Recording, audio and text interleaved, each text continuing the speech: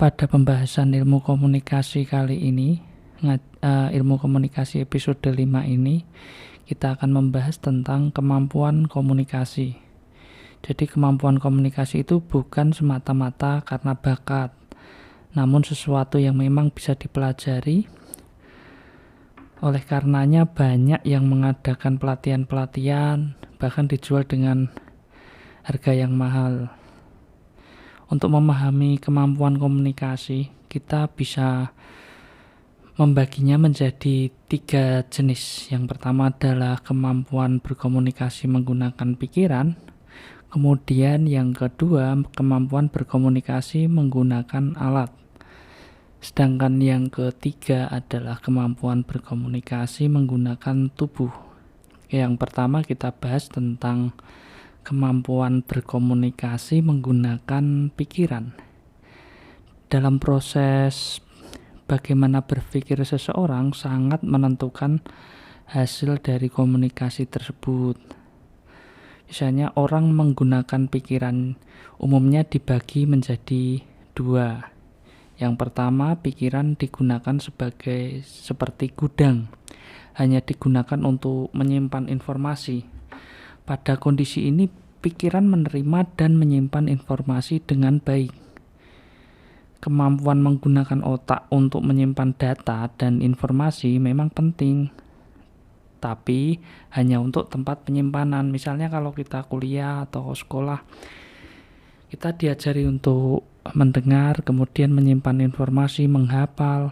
Semuanya itu informasi masuk ke otak kita, tetapi hanya sebagai informasi saja. Nah, yang kedua ini menempatkan pikiran seperti pabrik. Hal ini masih jarang dan perlu dikembangkan lagi. Bagaimana agar gudang simpanan tadi informasi-informasinya disusun dan diolah menjadi suatu karya, dan ini sangat penting sehingga bisa melahirkan banyak karya. Jadi dalam sistem pendidikan juga harus mengajarkan bagaimana mengolah informasi-informasi yang diterima sehingga bisa melahirkan karya. Banyak kan sekarang karya-karya itu bisa berbentuk buku atau bahkan hanya misalkan channel YouTube tertentu atau bahkan postingan di Instagram, semua bisa menghasilkan. Tapi yang paling penting adalah bagaimana seorang itu memang sengaja selain sekolah atau kuliah, mereka juga diajari untuk mengolah informasi-informasi tersebut. Kemudian yang kedua adalah komunikasi menggunakan alat. Komunikasi di era sekarang ini tidak bisa dipungkiri sangat terpengaruh dengan adanya peran teknologi. Keberadaan internet yang membantu komunikasi manusia meski berjauhan jarak, namun menjadikan komunikasi bisa dilakukan. Banyak misalnya berbagai sosial media bermunculan dan digunakan sehari-hari, bahkan tak jarang orang mendapatkan jodoh melalui internet. Tapi sebaliknya juga ada juga yang malah menjadikan orang itu patah hati juga karena internet. Kemampuan komunikasi dengan alat ini banyak sekali contohnya, seperti misalnya kemampuan menggunakan kamera, menggunakan sistem informasi atau information system, kemudian desain, kemudian program, dan lain sebagainya. Kemudian Abdul Wahid Maktub mengilustrasikan hubungan antara manusia dengan mesin atau teknologi sebagai berikut. Jadi pada abad ke-18 manusia membangun mesin. Kemudian pada awal abad ke-20 mesin membangun mesin. Kemudian pada pertengahan abad ke-20 mesin membantu manusia mengambil keputusan, dan pada abad ke-21 mesin membuat keputusan untuk manusia.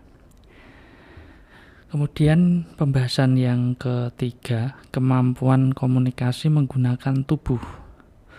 Tolok ukur dari sebuah keberhasilan dalam komunikasi tidak selalu diukur hanya dari kemampuan menggunakan pikirannya atau kemampuan menggunakan teknologi informasi saja, tapi bisa juga diukur dari kemampuan menggunakan tubuhnya. bahasa tubuh kadang bisa menggantikan bahasa verbal, bahasa kata-kata yang biasa kita gunakan, atau bisa jadi memperkuat penyampaian pada bahasa verbal kita. Yang paling penting dari penggunaan bahasa tubuh yang kita gunakan bukanlah soal susunan maknanya, namun kesan yang ditimbulkan. Seluruh bagian tubuh kita menyimpan kemampuan menjadi sebab keberhasilan dan kegagalan dalam berkomunikasi. Saking pentingnya, Stewart L. Tubbs sampai mengatakan 93% dari makna sosial dalam komunikasi tatap muka didapat dari isyarat-isyarat nonverbal. Bahasa tubuh kita mencerminkan keadaan kita. Bahkan, saking pentingnya bahasa ekspresi tubuh ini, bisa kita lihat muncul adanya emotikon-emotikon dalam sosial media yang ada saat ini. Mungkin hal itu diharapkan bisa mewakili ekspresi perasaan dan ekspresi tubuh yang kita lakukan sehari-hari, seperti kita sedang berkomunikasi tatap muka.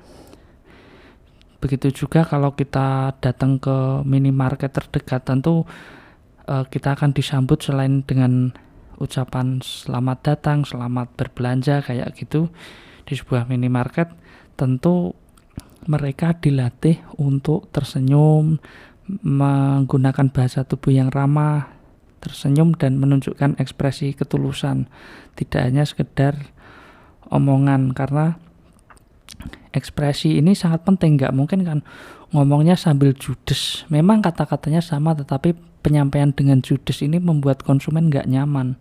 Makanya mereka juga dilatih untuk menggunakan bahasa tubuh yang bagus, dengan senyum, dengan keramah tamahan seperti itu. Terima kasih. Kemudian kita akan lanjutkan ke episode berikutnya.